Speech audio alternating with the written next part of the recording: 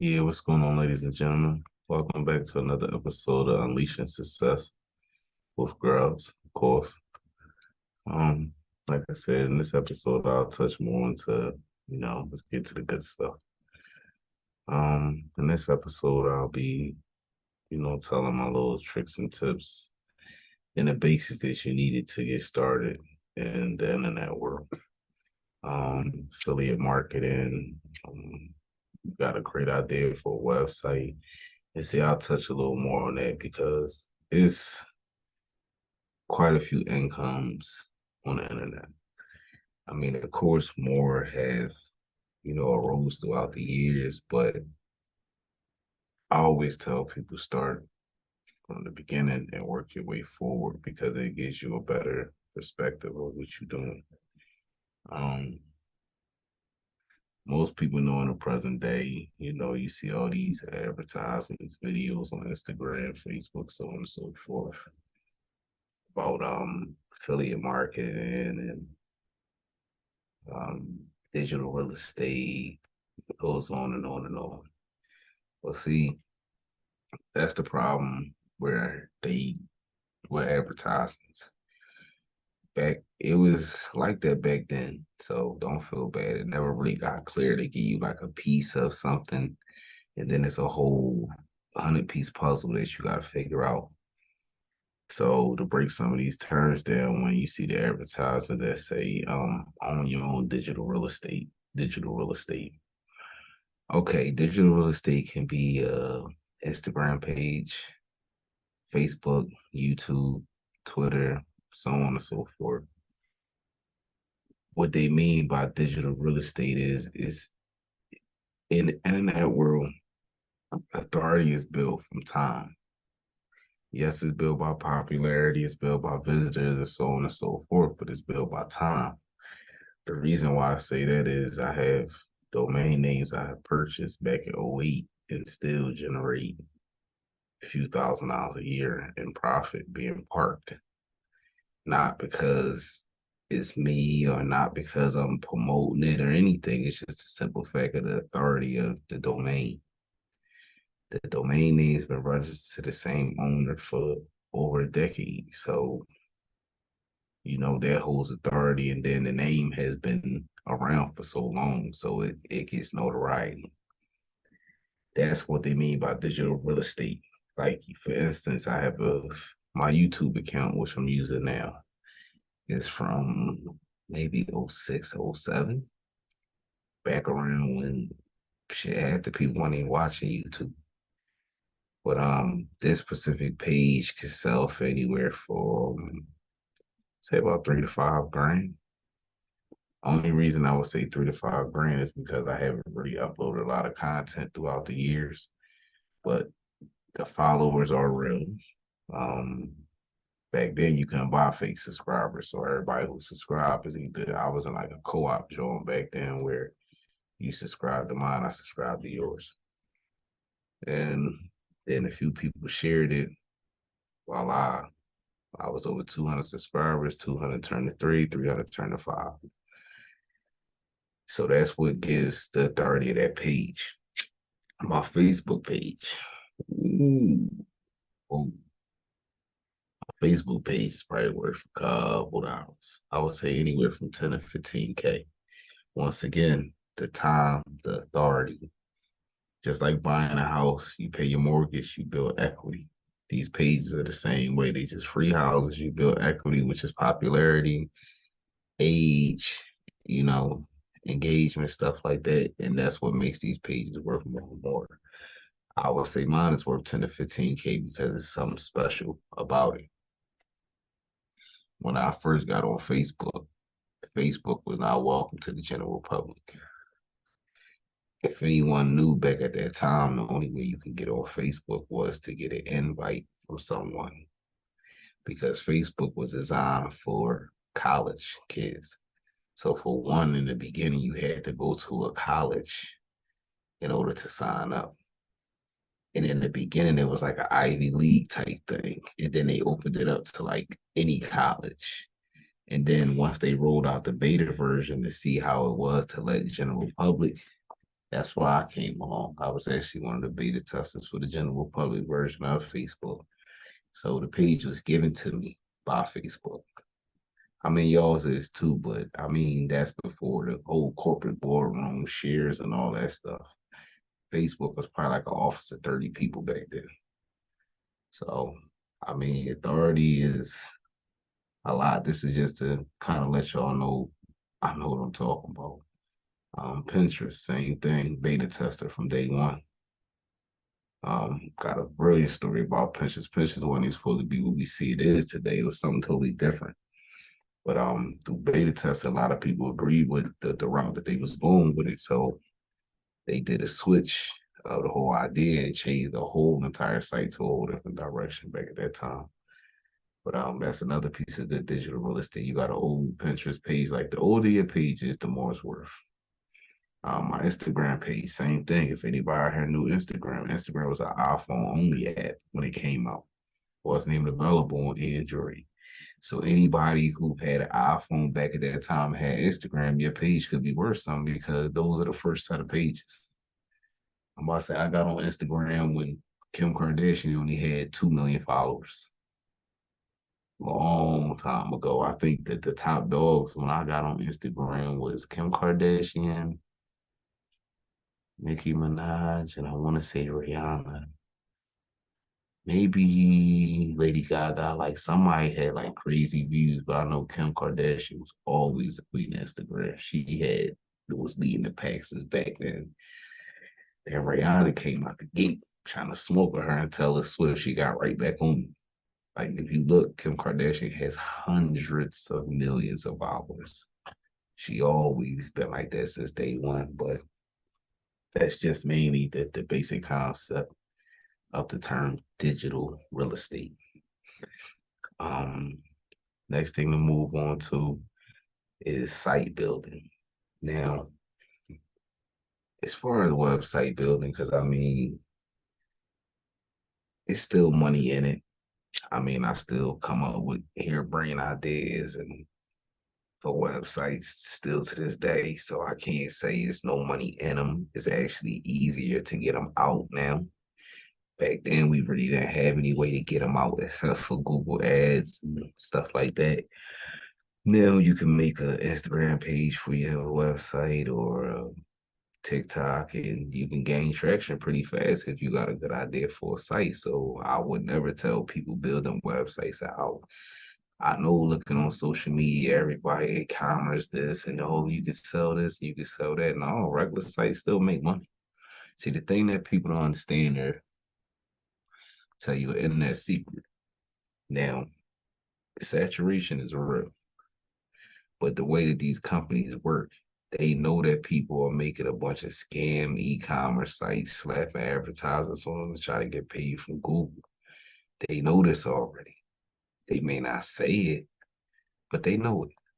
So guess what happened? If you was to launch a website and cover it with Google AdSense all over, you fucking around make some money because everybody is wasting Google ads on those, spoof e-commerce sites that everybody is starting or these fake AI sites and kind of sort of Google ain't paying.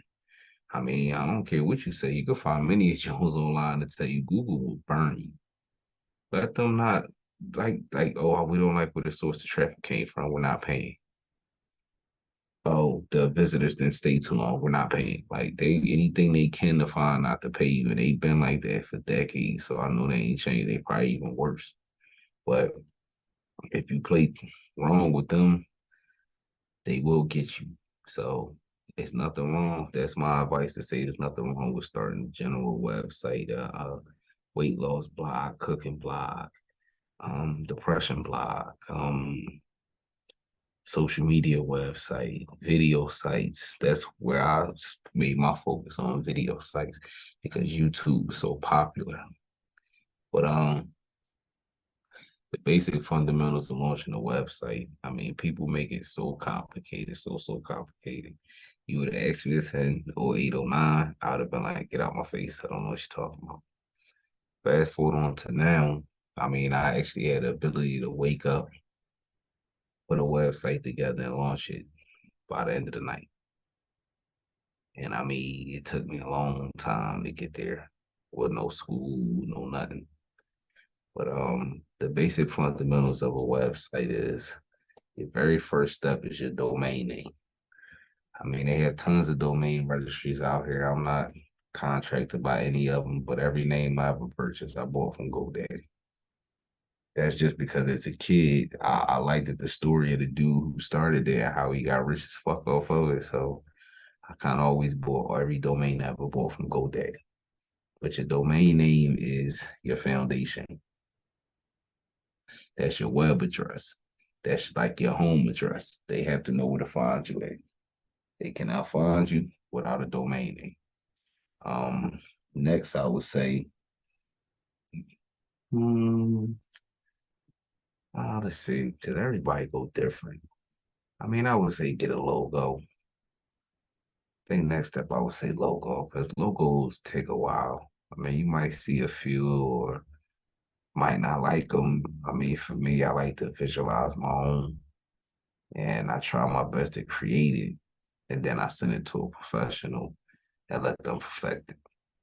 But lately, I have been practicing, so I'm able to perfect them on my own. So I haven't really been outsourcing, but it's nothing wrong with that either. I mean, you could probably spend $50 and get you a nice logo. Third step, I would say a server company. Now, for those of you who don't know what servers are, those are like GoDaddy has a server company. They're a little too expensive for me. But for the GoDaddy thing and the Wix and all the rest of those guys, they're like, no disrespect, they're like websites for dummies because they figure the least you got to do, the more they can charge you. And not only that, they can charge you a monthly fee. And I'm gonna give y'all a little insight on what's going on. In the world of the internet, like this is behind the website. A lot of things that I say, I'll go back and forth, but I'll let you know when I'm going back and forth. You got in front of the website, which is what y'all see, the fancy colors, pictures, posters, and stuff like that. And then you got behind the website, which is letters, numbers, and symbols, lines and lines and lines of it, which project out to be what y'all guys see as a website. That website is hosted on what you call a server. A server is just uh, I would say the same thing as a computer. That's tower computer. They come various sizes. I've seen servers the size of a computer. I've seen servers the size of a refrigerator. They come in all different shapes and sizes. It depends on your need. Um, Once your server's job is to host your data. This is the reason why I say you need to pick and choose through a server company because the capabilities and the features are key. If you don't know a lot about making websites, you should make sure that your server is equipped with something called cPanel. That's the easiest way to maneuver through a server. Even if you don't know it, you can learn it just by maneuvering through the cPanel. They make some without cPanels, but those are for the advanced people that know exactly what they're doing. I recommend you to always find a service with a cPanel. You also have to determine what are you doing on this server and what type of site are you hosting. If you're hosting, say, something called a tube site, which is YouTube, Daily Motion, Vimo, all those are considered as what you call tube sites. Tube sites take up a lot of space. And then it's a word that, once again, people may know or not know. Bandwidth. Bandwidth costs a lot. It used to didn't, well, it used to cost a lot, but now it's like they charge you differently because they know the bandwidth is the secret sauce. The bandwidth is what you using, what we're using while we're streaming a video on YouTube. Yes, we're using our internet, but we're also using the company's bandwidth to show that video. When I had my two site, man, my bandwidth used to run out like 2, 3 times a month. I gotta keep paying for more bandwidth, more bandwidth, more bandwidth. It got very, very expensive. My next headache, storage.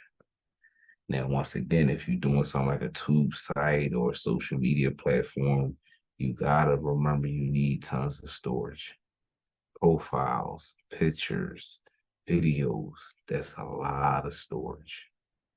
So what I would recommend is what they call a VPN, which is a virtual private server.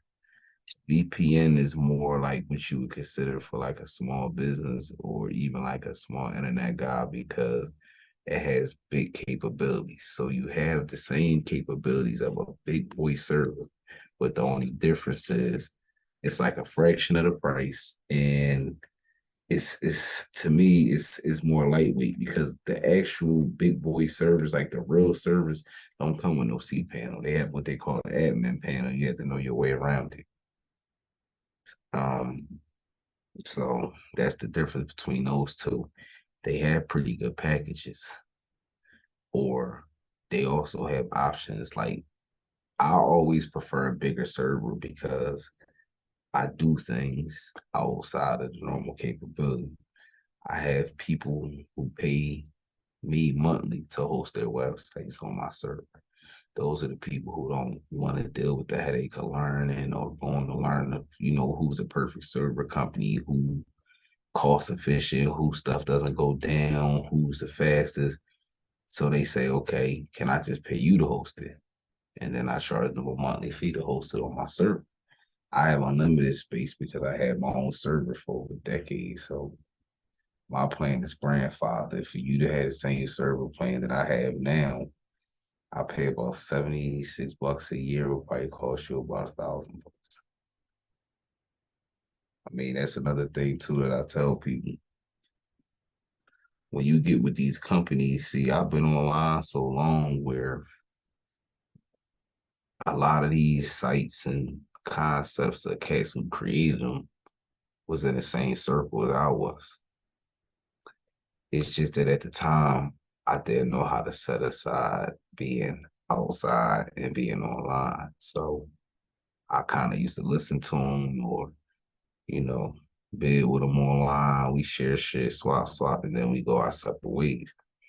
When I should have known that those are relationships that I could have kept building because it would have took me a lot farther to get my ass back outside. But back to the topic. It's like I say, it's a list of server companies out here. I mean, they got certain ones don't do the 299. That's just for like a WordPress or a small platform. Like you don't want to do that. You'll be crying about wasting the money. My personal pick would say either a small VPN or the highest package regular server with shared options. Now, what that mean by shared options mean that I can go inside of my server and say, okay, I want to create 25 accounts. And I can create 25 accounts and sell those accounts for a monthly membership each month. That's how you make money off of your server. Of course, your websites make money, but that's another trick. How do you make money off of your server? Kind of brilliant because if you think about it, who wouldn't want to make money off of something that you're not getting paid off of anyway? Websites don't automatically make money until you gain traffic and notoriety. So you kind of would like a little extra something to guarantee your money. You can sell servers for video game players, not just websites. Podcasters. List goes on and on, which you can do with service space. So for me, that $76 a year probably make me about $7,600 a year, let's say. So it's kind of like a investment into itself. But then also I can grab a name. I want to open this website up. Bloop, drop it on the server. Bloop, bloop, bloop, bloop, bloop. It's up and running. Time to start promoting. And I mean that capability there is everything. So don't if you do want to do a website, that's the way you do it, even if it's e-commerce. Like the thing I got to tell people about, these platforms out here at this time. If you start a clothing line or you sell earrings, candles, hats, whatever you selling, you build the e-commerce site on Shopify or one of those cats. Once you stop paying that monthly membership, your shit shut down. But if you had your own server, pay your little yearly fee, monthly fee, whatever, that site gonna be up there forever. So if it takes you a few months to gain sales or audience, so what? You're not paying them $75 a month to use their software and you're not making a dime. At least with this way, you own your own shit. And then on top of that, you can do other things with the script. We'll get into that in a second. You can do other things with the script to make it unique. Don't get me wrong, you could do a lot with Shopify. I had a pretty good Shopify website, but it took me hours upon hours upon hours to build it. As soon as I stopped paying they $47 a month, it disappeared. I can't show it to you. I can't go tell you to go look. It's gone because I stopped paying a monthly fee. My thing is, if I pay a monthly fee for something, why do I want to pay a bunch of other ones? Definitely not for a site. I mean, where the era I came from, you own your shit. You don't want to use nobody else's platform because if you make it too big, guess what? They gonna want more money or they gonna do something to fuck up your shit. So if you own your own server, your own script, your domain name, everything is yours. All you gotta do is pay your server fee. It'll never go down. So that's always a good topic. Now back into the word scripts you keep hearing me say. A website to the general public is called a website. To us, it is called a script because it's written code, like those letters, numbers, and symbols I was telling you about. Somebody coded it. So I guess for that reason they call it a script. I don't know. But the proper term is considered as a script. If you go to a site like Code Cannon or on one of them script directories, you'll see they're always labeled as a script. And then they got different, types of scripts, of course, because you can simply just buy overlay because sometimes the overlay save you time. You might find a good one. But my theory is if you use an overlay that's been purchased 2,000 times, of course, there's going to be somebody out there with the same idea setup. If you get it built one off by a freelancer for say $70, you end up with something unique and it's one off. So think about that part too. So scripts are generally time savers. When I first started out, I was paying somebody to build for me. Building from scratch is thousands. I can't sit here and say what anybody can afford, but I know the average person out here looking to build a website don't have 10, 15K. That's what it'll cost you to get a fully functional website with all the bells and whistles set up and everything like that. About 10 grand, probably the cheapest. You might find a hungry dude out there to do it for 5. Now, all them $1,000 websites and a few $100, that's just basic, what they call 5-page sites. Home, gallery, about us, contact, and something else. That's a basic site. Actually, basic is 3 pages. Home, about us, and contact. That's a basic site, 3 pages. Then they go to 5 when you want to add your galleries and service pages and stuff like that. If you're a small business, that's something you can build for. I mean, they can be built in like an hour, 2 hours tops, depending on what you wanted to do. Features, if you wanted to accept appointments and all that stuff, that's a little bit more time. But if you just want a basic site, content, up running, color, that's a few hours. It can be done. Even on your own time, you're doing it yourself, just playing around might take you a few hours, but after that, you'll be able to maintain it yourself, change the color when you want. You'll know how to change the font on it. You know how to change the words on the home page. So that's why I say it's better to kind of do it yourself, or at least try it. But the hosting platform that I use personally is called Rafe Host, and It's Repost now, but it was a few other things. That's why I've been with them for so long. So all y'all search junkies, yeah, they haven't been Repost, but for like the last few years, they was something else. But when you've been doing business with people so long, once they go, like say they switch to a new name, because these internet stuff is built by friends. A lot of sites, don't be surprised. It could be a guy from England, a guy from California. They was buddies online, started a website, the money took off, relationship changed. Now they splitting apart. Buddy in California is starting his own thing. He's going to, of course, reach out to the customers first. Now it's a lot of ten. The other guy just takes the money and walk. One of them is going to go start another situation. And then they're going to message you, hey man, I know you see you being a long time customer of us, and we got a new platform going. You can go sign up and we'll give you grandfather rates and all that good stuff. Make it sound real good. So wherever they go, I move when they move, but they've been rate for like the last few years. WRATH, if I'm correct, rate host. But that's what I use personally. I'll put a link in the description if they allow me to. I don't know. YouTube be so weird. But the next thing I move on to as far as the online money, which would be the terms of affiliate marketing. Affiliate marketing, this would probably be the fastest topic I'm gonna talk about because I ain't even gonna come and cut through all the bullshit with affiliate marketing.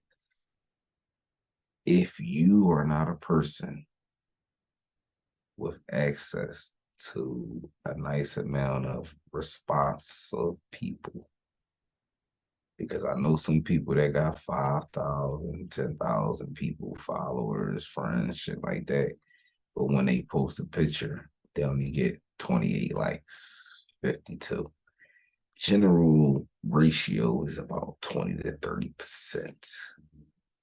So they should be getting 3 times that. But that's what I mean. I don't consider them being fake. That's why I say the word active. So if you someone with a ton, like hundreds, I mean, I would even say 1,000 to get you rolling. Active, responsive people, then you can make some money doing affiliate marketing. If you got thousands of people at your disposal, you can make some money. Even if you got a little, real small, good, loyal following, because I'm gonna put this out there. All right. Here's a bunch of different styles of affiliate marketing.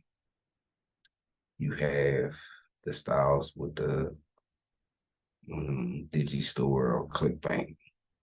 Those are what they call digital products. That's not really my thing. I mean, I don't really do a lot of digital stuff. I kind of like to touch and feel what I spend my money on.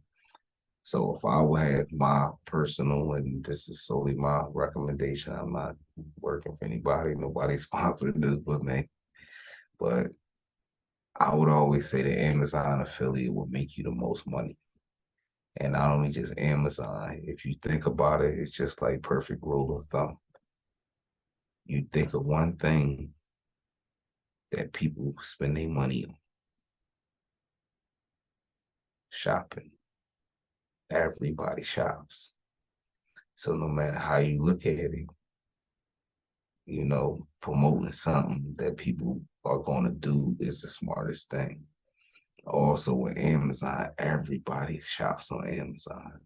So if you can tell your friends that, hey, whenever you order something on Amazon, just shoot me a message and I'll send you a link. And they actually click it and purchase through it. Oh man, you could be making a killing just if you can get people on your timeline to purchase their products, the same products they were going to buy anyway, from your link. Oh yeah, you can make some money. You can definitely eat, and it's that simple. I mean, I tell people all the time, you can always make an affiliate link for one thing. If anybody clicks that link and shops through it, you still get the commission. The more products you sell, the more often you sell products, the higher commission rates you get. If you selling a regular, oh yeah, Amazon gonna bless you and they're gonna give you a real good commission rate to where you get in the nice, like to the point where like I buy my own stuff through my links. Like I only shop through my links, me personally. I got a few people, family members that go through it because I want you want to steal my tactics, so I can't tell you, but I made it easily accessible for people to be able to use my link. I actually put it together, turned it into an application. It looked pretty cool too. But that's my strategy. That's another thing too when it comes to marketing. Everybody's strategy is different. So you can't listen to my strategy and think it's gonna work for you, just like I couldn't listen to 1,000 people's strategies and get them to work. I had to wait until I found out what was my successful point, and that's what got me forward. But that's affiliate marketing in a nutshell. If you don't, if you know, like I said, if you know that you don't have people that's going to actually take the time to click the link, buy stuff like that, I prefer Amazon because nobody's going to spend money on a place they don't know. Yeah, they might buy a shirt from you from your personal site, stuff like that, but I'm saying as far as outside of that scope, they'll feel more comfortable with Amazon, and everybody has an affiliate program. Amazon, Walmart, eBay, even food stores, big box companies, majority of them all have affiliate programs. I used to have, oh, I ain't no used to. I still have links for like Macy's, JC Penney's, rental car places, like the basic stuff that you see. And what my success came from was I had to think about it. Rule of thumb, something you'll never hear in none of these videos. These are one of the parts they leave out. Because you should never be this smart about what you're doing coming into it. But you look at it like this. If you, by you doing it that way, which is another type of affiliate, it's nothing to do with Amazon, but the way that works is it gives you that comfort. So when somebody on a timeline are like, oh shit, I need to rent a car, and they just gonna see an Avis advertisement. They don't know that it's not Avis. They don't know that it's an affiliate. I mean, it's not a scam, it's not a fake, it's not a lie. It really is Avis. Avis gave me the permission to promote them as I see fit, as long as it's not negative or nudity. That's the rules. And I have bonding contracts with these people. Champion, list goes on and on. GameStop, list goes like it's that simple. So once again, don't let me count affiliate marketing out because to me, I know the benefits of it, but I'm gonna tell you, if you're a nobody, stay away from it unless you got some money to spend. That's the reason why I tell people stay away from it because I want people to be able to make their first buck without putting out tons. If you don't have a following, you're not popular, you don't get a lot of likes on Facebook, then that means you need to gear up for advertisements. You need to run Facebook ads and so on and so forth to build your own audience. I mean, people do it, companies do it, scammers do it, and it's not even real. So you can't really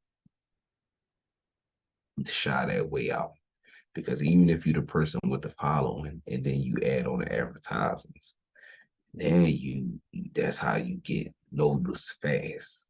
And I'm gonna just tell you that's the truth. I mean, if you see somebody get noticed without having a following or what they call a core following already, then they spent a bunch of money to build a core following. And core followings cost a lot. Not unless you preaching something that a mass amount of people like, and then you build the core following easy.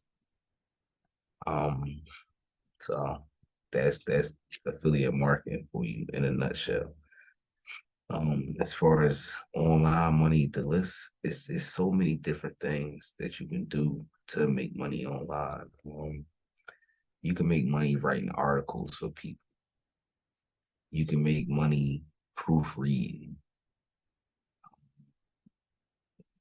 And it's a lot, you know. Because like I say, it's ways to make money with a website or without a website. But I'm gonna tell you honestly, it's just as much money to be made without a website.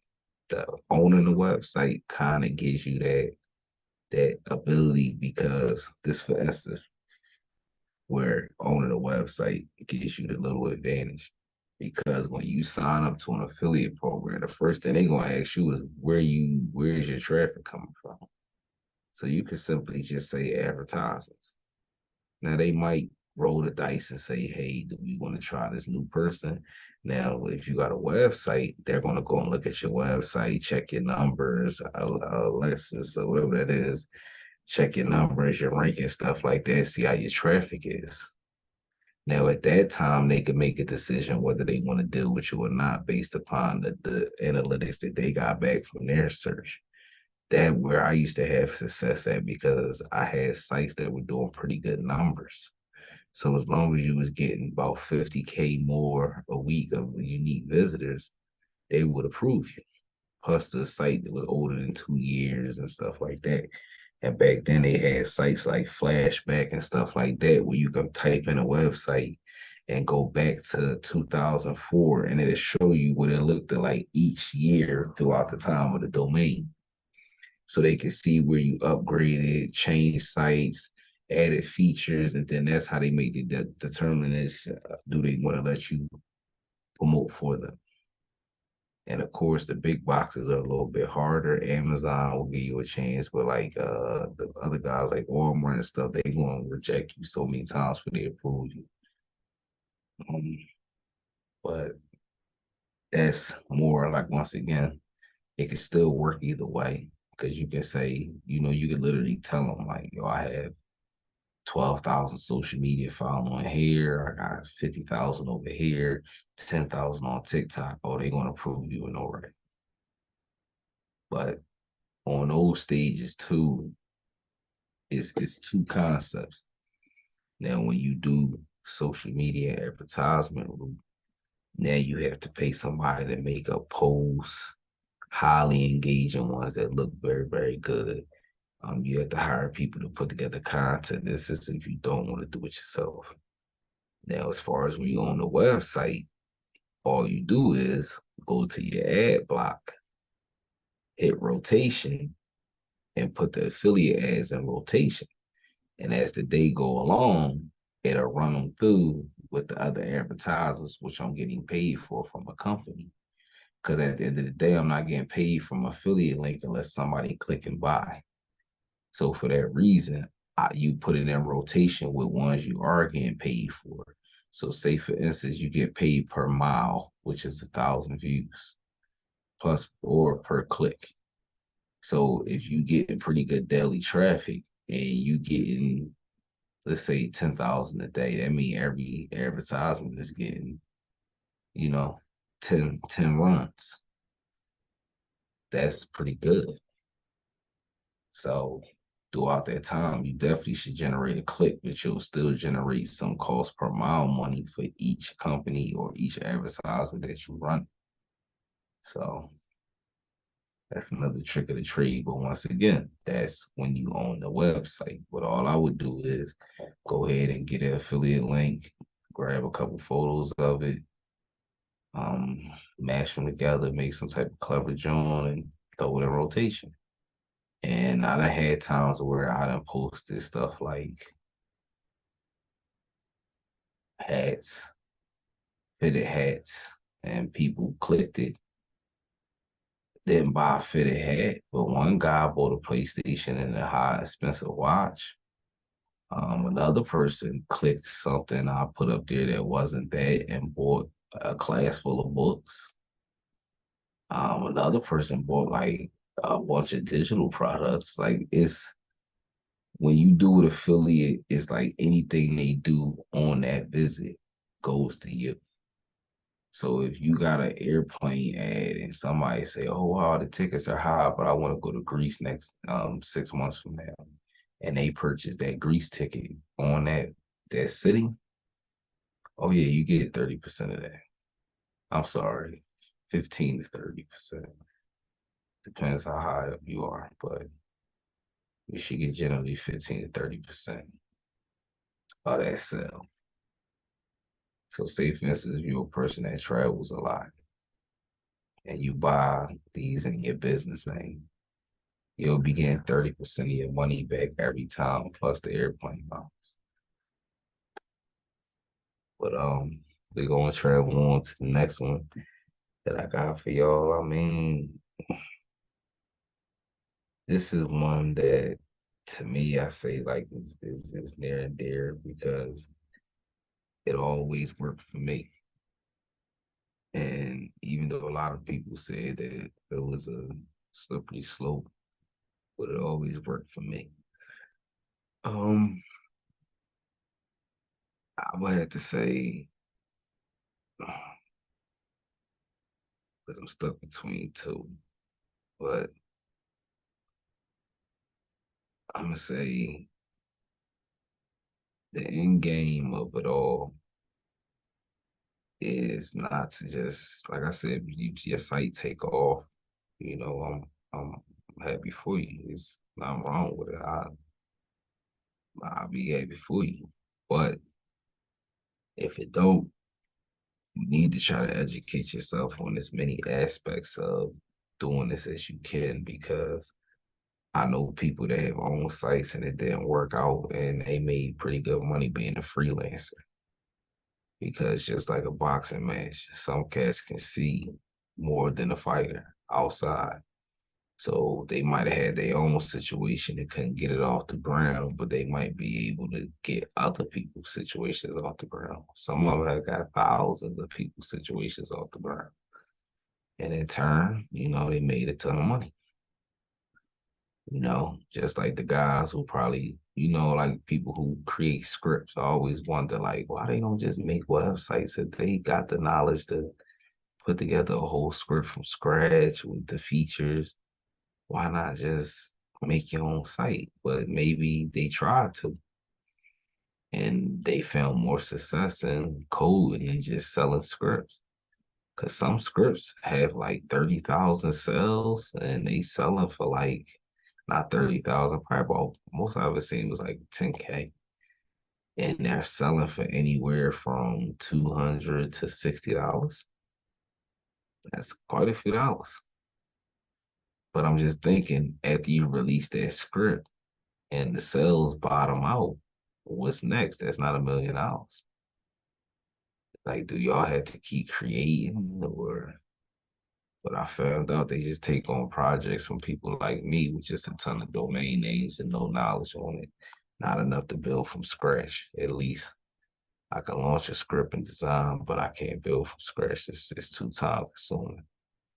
I don't have that much time to sit still. I could be doing other things. But I'm gonna definitely say if I had to make a pick, the affiliate marketing thing will probably be my best thing for a start out person. I mean, I be seeing so much stuff now. You get paid for listening to music on Spotify. And, I mean, I don't know, man. I can't really contest to that stuff because everybody talks about it, but they don't show no check. Back in our day, we had to actually show you an actual check with our name blurred out or the address blurred out or something. Like you can't just say something works and you ain't got no way to show it works. So I mean, it's that stuff be hit or miss, but it could be money in it. I don't know. I mean, they pay me just to listen to music. I listen to music for free on YouTube all day. I listen to music in the car for free all day. And you tell me I could have got paid for listening to music. The next thing that I would say is not, I guess you can, I don't know. It's not an entrepreneur spirit of it, but it's still going on money. And I'm gonna tell people is money in remote jobs. A lot of money in remote jobs. So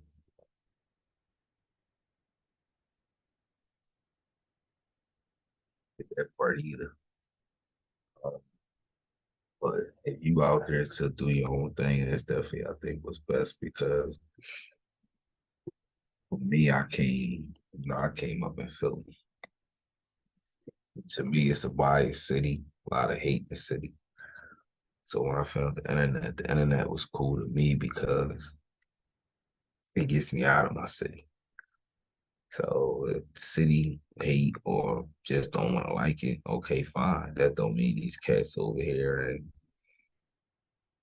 Indiana might not like it, or these dudes up in Boston might like it. That's why I was always so happy when the internet came out because it was like everybody got hold of it. So now you got a way to get to people you never get to. And the reason why I tell people that I had websites that had success in the UK, very little US success. I remember back then they thought I was buying traffic because at that time, traffic was cheap. You could buy pennies on a dollar. But I didn't know about it. I just knew that a guy told me to expand my loan ability to a farther place to see where we could go. And even to this present day, I looked at my analytics on my TikTok page, and a lot of my trending videos are from Taiwan.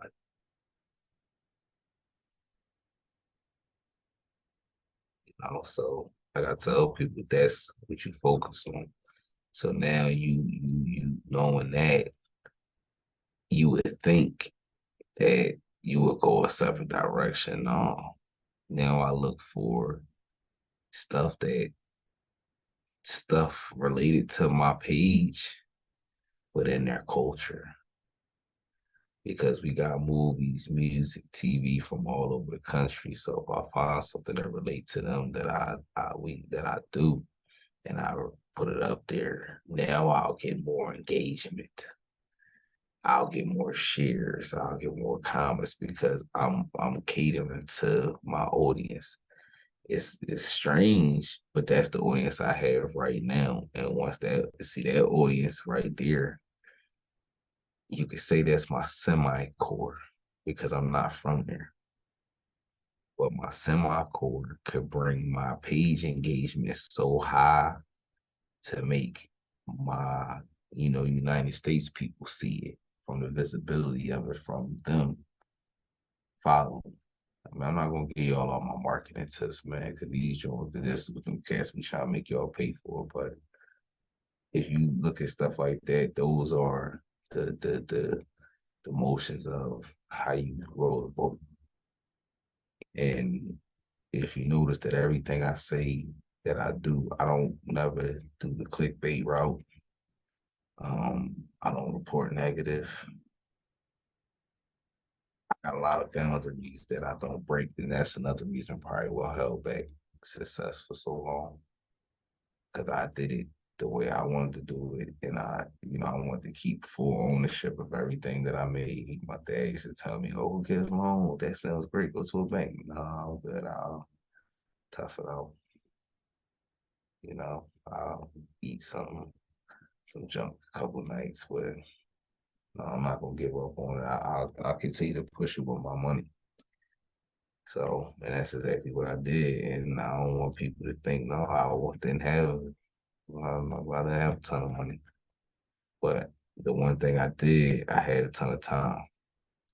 So, whatever I was missing as far as the money, I made back up in time. So, what I mean as far as that,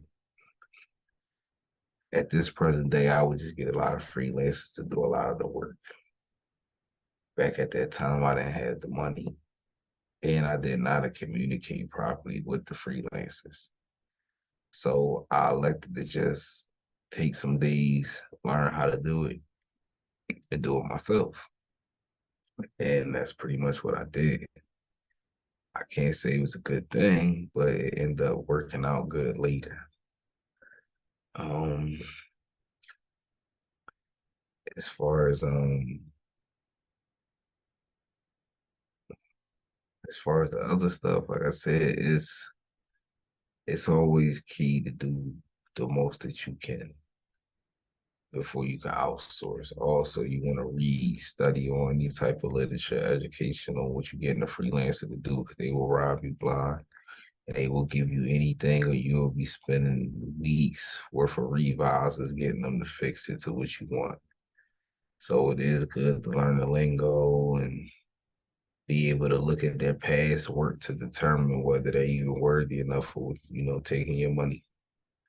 So like I said, it's a job inside a job inside a job. But when you educate yourself to learn how to do the stuff yourself, it takes a lot of that headache away. Normally, when I outsource at the at the redesign stages. So I might launch something and I let it bubble, and then I'll be like, oh, I need something a little more advanced. So then I'll go reach out to a freelancer and get that freelancer to spruce it up for me and make it a little bit, give it a little pizzazz and stuff like that. Then I'll be cool. But that's mainly how I work with it. In my present days, like I said, either I will learn or I will go and just hire a freelancer and deal with emotions. And that's how I learned how I became a headache. And that's what made me just skip past the freelancer around and do it myself. Um, but the journey it's actually, like I tell people, it's exciting because when you learn, if you actually can succeed at it, and it's like that power feel. Like I remember I used to have power trips because I had 7 sites running, doing good. And I used to look at the numbers. I was getting millions and millions of visitors per week. And at the time, I was kind of ignorant on the whole advertisement game. And I didn't think to just go sign up to 7 different companies, put all the ads in rotation and collect from all of them. I fought my ass off to get 2 other ones or 3 other ones. So once those 3 other ones approved me, I didn't look anywhere else for any other ones. I stayed with them because they was the ones that gave me my shot and was paying it pretty good. And I was sitting here getting, like I said, millions, about 5 million visitors a week. And I wasn't using that power correctly. I should have been posting Amazon affiliate links on there. I should have been posting way more stuff. I was getting, posting the other links, like I was telling you, GameStop, stuff like that, the common stuff that people was used to seeing. It was working, but it could have went farther. And being though was that the title of my website, Google would not allow me to put their ads on there. So I had to seek other advertisements outside of Google, unfortunately. Like I tell people, Google was very, very weird back then. Very weird. But it's like we had a lot of good times, paid me a lot of money, and then one day they just changed. Like I used to tell people, it's like we did so many illegal things together, and then they went into church and got saved and turned their back on me, man. But it's all right. It's all right. They got me from outside, so wasn't no biggie. But whichever part of the journey that you take, or whichever spot that you feel is for you, from that that little advice I have given is make sure you try to do the one that seems the funnest to you. I mean, I even told people, I'm always lead to affiliate marketing because it's cool when you find little useful gadgets on Amazon. Then you buy one, make a little cool product video with it, playing with it, using it, upload it. It gets, say, millions of views through the real circuit. That should roughly get you about 10,000 or more sales. So don't don't frown upon it. And then that way you don't even need a website. Your social media is doing the job. So that's why I say it's always a cheaper route with me. Because I want people to see a dollar before you go paying out all this money and then monthly fees and all this, and you still ain't made shit. At least the affiliate room, as soon as you get your first sale, you might get your sister to order Christmas presents off that link. You might get your boyfriend to order his stuff from off of there. I mean, you make money instantly with being an affiliate. So I would definitely always tell people the affiliate route to me is the best choice. If I can go back in time, I probably would start out as an affiliate. I probably wouldn't even ended up with all the websites.